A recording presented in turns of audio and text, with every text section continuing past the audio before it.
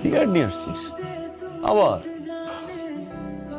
একটা সিগারেট ধরাও না, দেখি তো আমাকে সিগারেট খেতে দেখতে কেমন লাগে। রুমের ভিতরে সিগারেট খায় পাগলি। ছাদে তো ঠিকই খাও, একটা সিগারেট ধরাও না।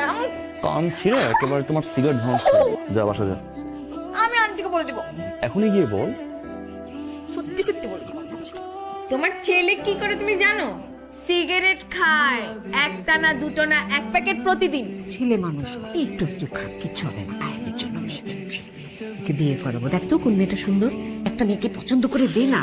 তুমি না কি বিচ্ছি দেখতে। কি বলিস, একটাও পছন্দ হয় না? একটাও ভালো না। তুই তো আইন ভাইকে সেই ছোট্টবেলা থেকে অনেক ভালোবাসিস। এবার ফাইনাল পরীক্ষাটা দিয়ে নি, তারপর বলবো আয়ান ভাই আমি তোমাকে ভালোবাসি, আমি তোমাকে বউ হতে চাই। আয়ান ভাই কিন্তু তোর থেকে বয়সে অনেক বড়। বড় হলে বড়, এইসবে আমার কোনো কিছু যায় আসে না। আয়ান ভাইকে না পেলে আমি মরেই যাব। আয়ান ভাই বল। তুমি নাকি আমার বাসায় বই পাঠিয়েছো, কেন পাঠিয়েছো? পাকনা পাকনা কথা না বলে মাঝে মাঝে পড়াশোনা কর, সময় তো পরীক্ষা। আমার তো বই পড়তে ভালো লাগে না, তুমি পড়ে শোনাও। পরীক্ষার রেজাল্ট এবার খারাপ হয়েছে না, বুঝবি কি করি আমি? আমার রেজাল্টে তোমার কি যায় আসে বলো তো? সেদিন আয়ান ভাইকে দেখলাম রাস্তায় টেনে টেনে সিগারেট খাচ্ছে, কি যে জোস লাগতেছিল না। তুই আমার আয়ান ভাইয়ের দিকে একদম নজর দিবি না, নজর দিলে কিন্তু খবর আছে। আমি না আয়ান ভাইয়ের জন্য একটা হাত ধরি। তাই দেখি দেখি, ওয়াও, তোমার জন্য একটা সারপ্রাইজ আছে। আবার সিগারেট? না, চোখটা বন্ধ করো না। করলাম দে। এবার চোখ খোলো। ঘড়ি নিয়ে আস। এত টাকা কথা বলি। জমেছি। জমা টাকা দিয়ে ঘড়ি কিনছিস? হ্যাঁ। একটা থাপ্পড় দিব। আয়ান ভাই কোথায়? আয়ান ছাদে। যা না, যা ছাদে? হ্যাঁ।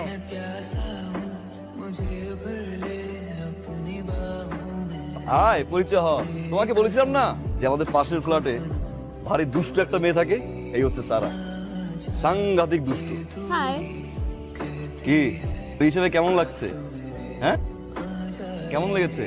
আমি বোধহয় তোমাদের ডিস্টার্ব করে ফেললাম, তোমরা কথা বলো, আমি আসি। আরে কিসের আই এই আরে সবসময় তো পটর পটর করিস, আজকে নার্ভাস?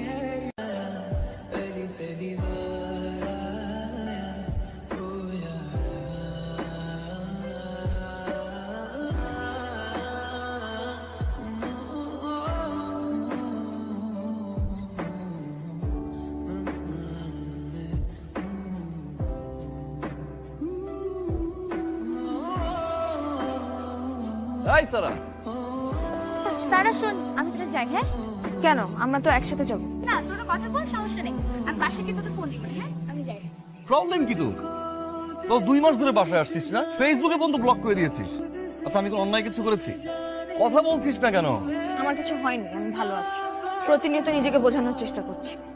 সময়ের সাথে সাথে মানুষ চেঞ্জ হয়, আমাকেও চেঞ্জ হতে হবে। আচ্ছা, তোর সাথে আমার একটা কথা ছিল। আমার তোমার সাথে কোনো কথা নেই, তুমি প্লিজ আমার পেছন পেছন আসবে না। কি রে সারা, বল আমাকে কি হয়েছে? আব্বু ট্রান্সফার হয়েছে, আমরা এখান থেকে চলে যাচ্ছি আগামীকাল। কিসের আগামীকাল? মানে কোথায়? তোমাকে কেন বলতে হবে কোথায়? তুমি জানার কে? আমাকে একা একা হাঁটতে দাও। এই স্যার, আমি চলে যাচ্ছি, তোমাকে খুব মিস করবো। আমারও খুব কষ্ট হবে রে তোকে ছাড়া থাকতে। কি করবো বলো? আমি ভাই কোথায়? ও ছাদে আছে, যা। সকাল থেকে আমি তোমাকে ফোন করছি, তুমি ফোন রিসিভ করছো না, কোনো রেসপন্স করছো না, টেক্সটের রিপ্লাই দিচ্ছ না। আমি কি ট্রাই করছি না? না না না না, আমার অ্যান্সার দাও, আমি কি ট্রাই করছি না? দেখো তো রিমা, তুমি যেভাবে কথা বলছো মনে হয় আমার বাবার কিছুই নেই। আমার তো সবকিছুই আছে, তারপর তোমার আইডেন্টিটি দরকার। আচ্ছা, তুমি যদি এখন আমাকে না বুঝো তাহলে কে বুঝবে?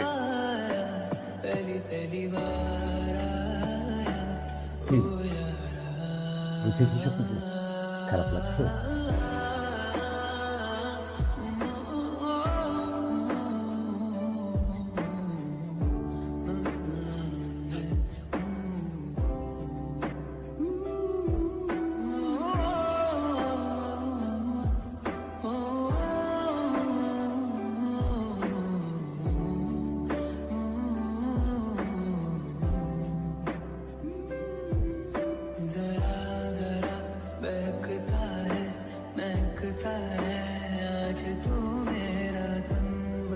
আন্টি কেমন আছেন?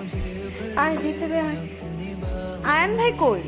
আয়ন ভাইকে দেখছি না যে, নিশ্চয়ই বিয়ে করে ফেলেছে। তোমরা কেমন বলো তো? আমাকে একটা দাওয়াত দেওয়ার প্রয়োজন মনে হয়। এসছি আমার বিয়ের দাওয়াত, তোমাদের সবাইকে আসতে হবে।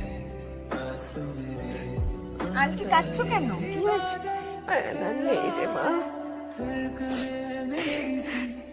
তুই চলে যাবার কিছুদিন পরে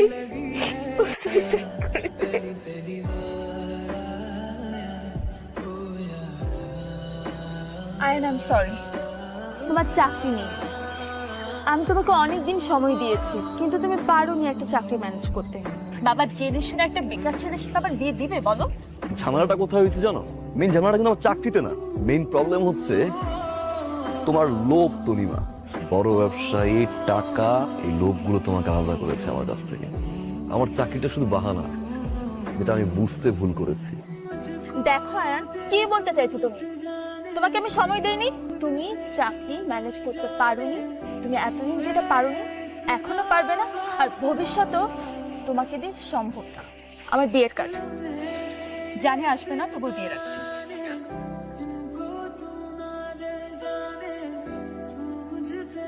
অনেক চেষ্টা করেছি জানিস, ওই মেয়েটাকে পাওয়ার জন্য অনেক চেষ্টা করেছি। আমাকে একা করে দিয়ে চলে গেল।